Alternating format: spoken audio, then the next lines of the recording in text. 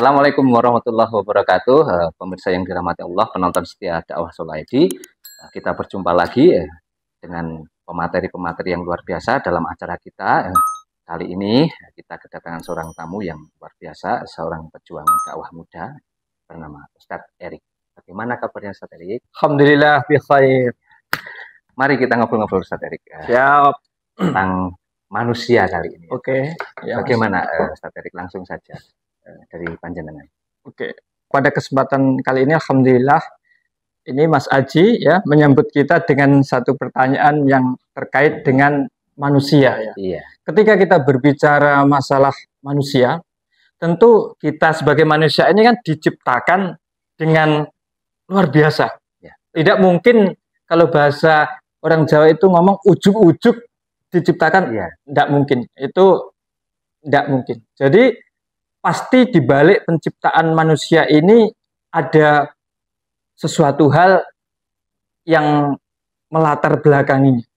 Misalkan ya, kalau kita rujuk di dalam surah Al-Baqarah ayat ke-30 ya, Allah Subhanahu wa taala berfirman, "Wa idz qala rabbuka lil malaikati inni ja'ilun fil ardi khalifah." Jadi ketika Allah itu hendak menciptakan manusia, maksud saya, itu saking mulianya manusia itu Allah viralkan dulu. Allah beritahukan dulu di depan para malaikatnya, pada malaikat-malaikatnya. Jadi ini ja'ilun fil ardi khalifah. Kata Allah, aku hendak menjadikan seorang khalifah di atas muka bumi ini ya. Khalifah itu adalah pengemban, pemelihara ya. Adalah juga diartikan khulafa, jamaknya khulafa. Khulafa itu berarti pengganti. Jadi ada satu hal ya Mas yang bisa kita tarik pelajaran.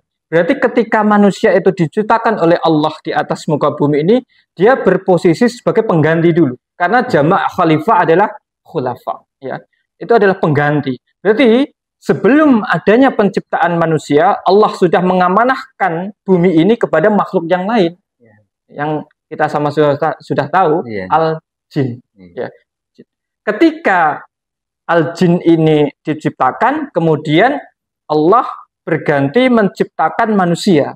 Untuk apa? Menggantikan jin, ya, menggantikan perannya yang dulu itu diamanai untuk mengemban dunia ini.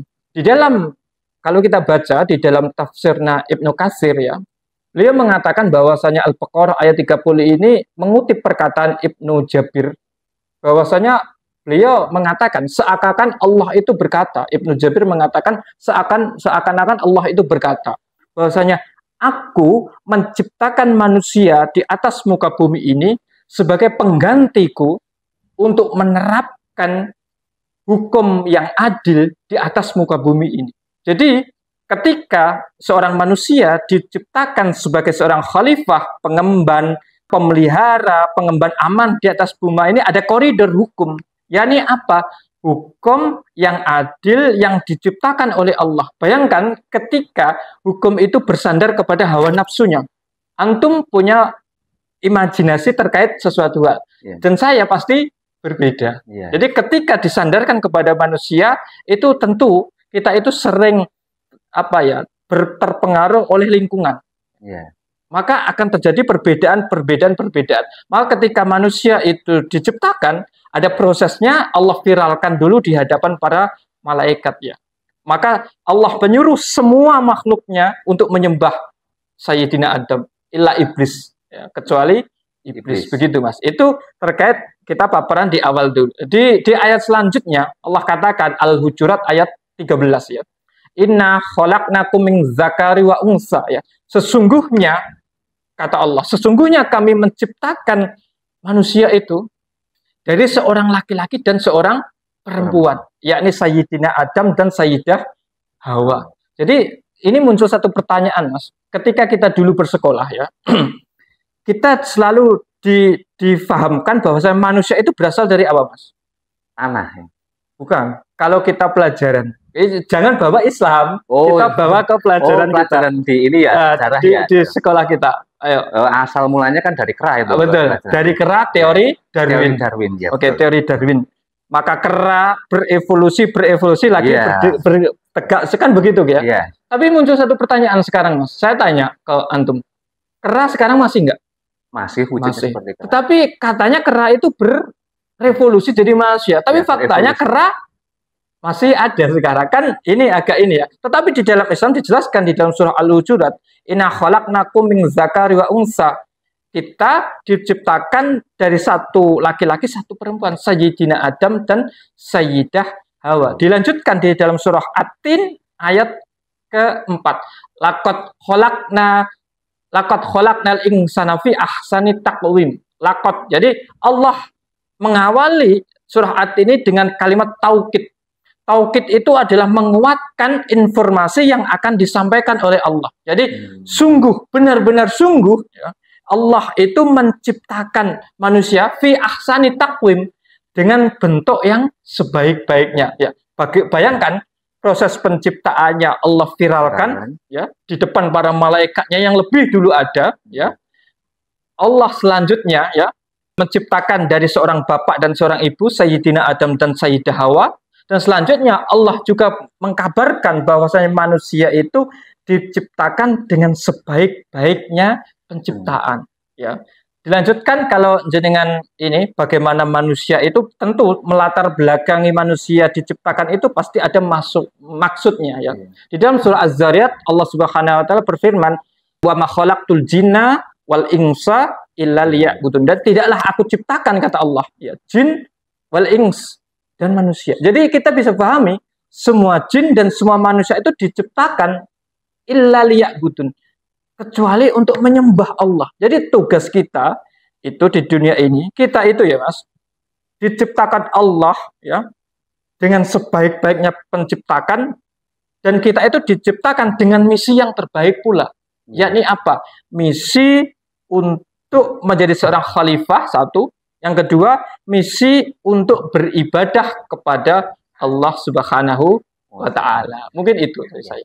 Nah, yang jadi pertanyaan ini Ustaz, tadi kan dari panjenengan yang paparkan tadi berarti kan memang manusia itu sebenarnya kan diciptakan dengan bentuk yang paling luar biasa. Ya, makanya disebut yang derajatnya paling sempurna, ya. luar biasa.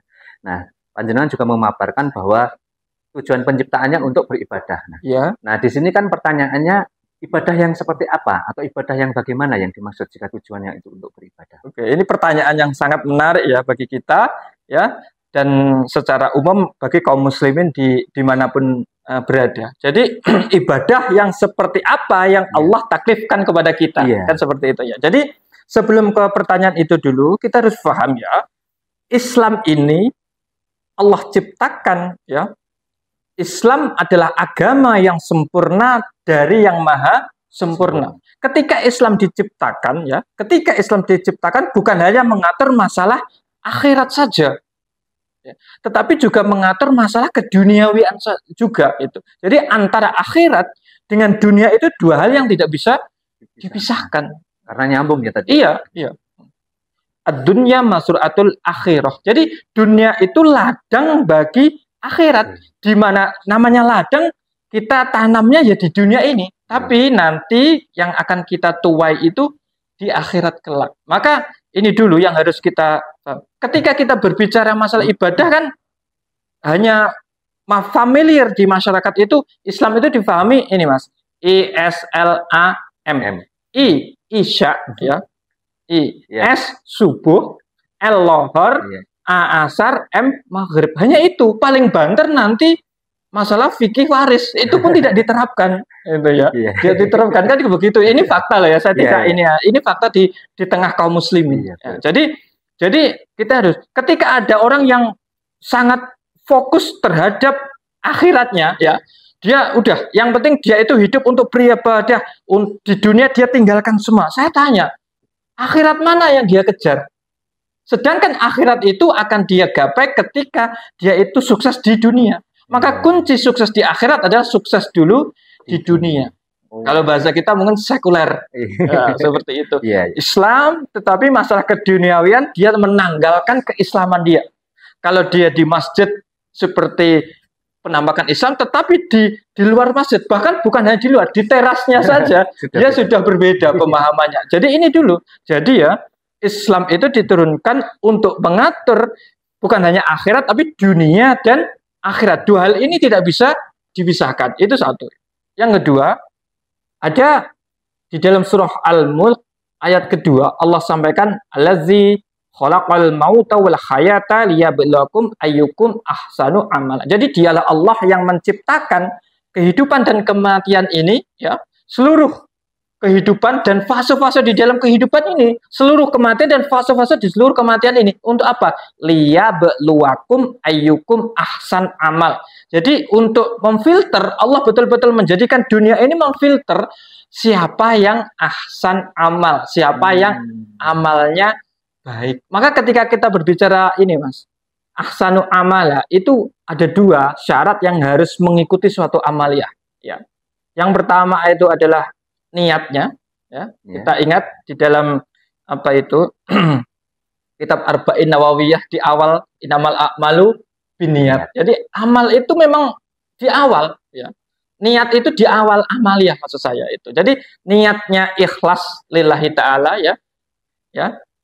Kul inna sholati wa nusuki wa mahyaya wa mamati lillah. Kita di awal sudah mendeklarasi, setiap sholat kita mendeklar bahwasanya sholatku, ibadahku dan sebagainya lillahi rabbil alamin. Jadi niat itu betul-betul harus menjadi perhatian khusus. Itu satu, niat. Yang kedua, benar. Ya. Terkait masalah benar, itu bukan benar menurut saya, Al-Fakir, atau jenengan Mas Aji, atau siapapun. Itu benar tidak menurut itu, tapi benar sesuai yang dicontohkan oleh Rasul Shallallahu Alaihi Wasallam. Ya. Jadi seperti itu. Ketika kita berbicara masalah benar sesuai dengan Rasul, Rasul itu adalah suri tauladan yang begitu amat sangat mulia. Ketika kita hanya sholatnya ikut Rasul, ya, solu kama ra'aitumuni usolli, sholatnya betul ikut Rasul, tapi yang lain tidak. Kita itu mengkerdilkan peran Rasul di dunia ini. Bayangkan, Rasul itu dengan fase-fase kehidupannya, yang diambil hanya sholatnya saja. Kasihan kan gitu ya. Bukan kasihan sih, bagi saya kebacut kalau bahasa kita. Umatnya kebacut ini. Dan kita mau masih diberikan syafaat ya. Kalau bahasa kita, ngapunten, orang duisin kayak kan seperti itu ya. Jadi, Rasul itu suri tauladan yang kita mau tidur, ikut Rasul. Kita mau pakai baju, ikut Rasul. Kita mau bangun kepribadian kita, ikut Rasul. Kita mau bangun rumah tangga, ada contoh yang terbaik. Ketika kita mau bangun negara, kita harus mencontohkan Rasul. Bagaimana beliau Shallallahu Alaihi Wasallam itu mengatur menjadi seorang pemimpin kaum muslimin. Maka ketika berbicara masalah ahsanu amal, yang pertama niat harus diluruskan lillahi ta'ala. Yang kedua sesuai dengan yang Rasul Shallallahu Alaihi Wasallam contohkan. Sekarang gini Mas, ada muncul pertanyaan. Apa saja yang dicontohkan oleh Rasul? Kan begitu ya? Iya, betul. Ya, begitu. Jadi begini, di dalam Islam ada kaidah usul fikih. Ya. Al-aslu fil af'al at-tuqayyudu bi hukmi syar'i. Jadi, dalam kaidah usul fikih itu dikatakan, hukum asal af'al, perbuatan itu at-tuqayyudu, terikat bi hukmi syar'i, dengan hukum-hukum syar'i. Kita, ya, dengan segala kelemahan dan kelebihan kita itu Allah turunkan di dunia ini tidak bebas memang. Tidak 100% bebas sendiri, tidak.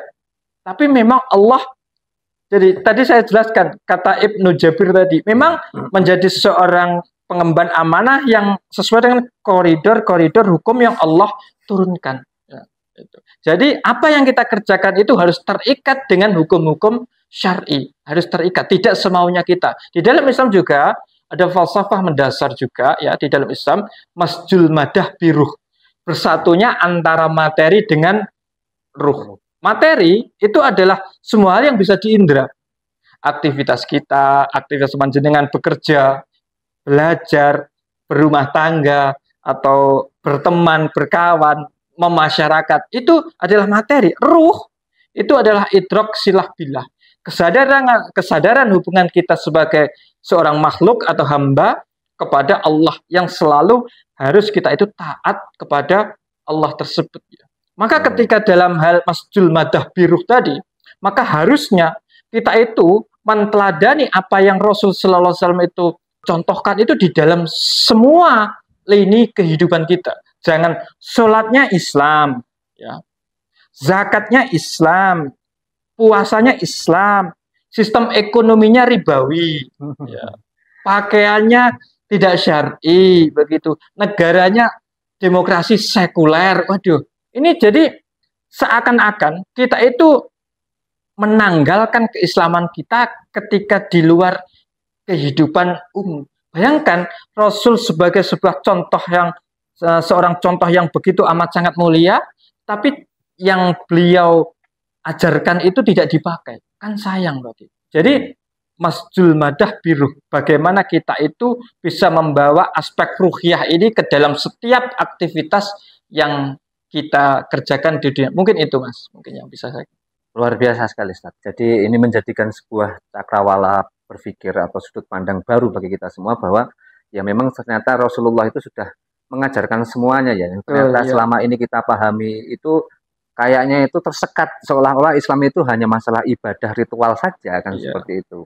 Nah ternyata Rasulullah itu menyampaikan banyak sekali, mulai dari bangun tidur sampai bangun lagi lah ibaratnya. Sampai bangun negara. Sampai bangun negara, dari bangun tidur sampai bangun negara, luar Iya. biasa sekali, sangat lengkap. Nah, terima kasih Ustadz Erik, ini luar biasa sekali penyampaiannya. Barakallah. Mungkin sebelum closing, sedikit kesimpulan dari Ustadz Erik agar pemirsa dakwah Solo ID ini bisa meringkas, apa ya, mendapatkan ringkasan materi yang lebih mengkristal lagi. Oke, siap ya. Jadi teman-teman semua dimanapun antum berada, kita harus sadar kita itu adalah makhluk yang Allah ciptakan untuk mengemban amanah di dunia ini. Kita itu diciptakan dengan sebaik-baiknya penciptaan, dengan misi yang mulia pula, yakni untuk beribadah. Kita diturunkan ad-din, agama, pandangan hidup yang sempurna ini amat sangat sayang ketika kita itu tidak pergunakan. Maka mari pantaskan diri kita jadikan Islam itu sebagai qiyadah fikriyah kita, kepemimpinan berpikir kita, agar apa?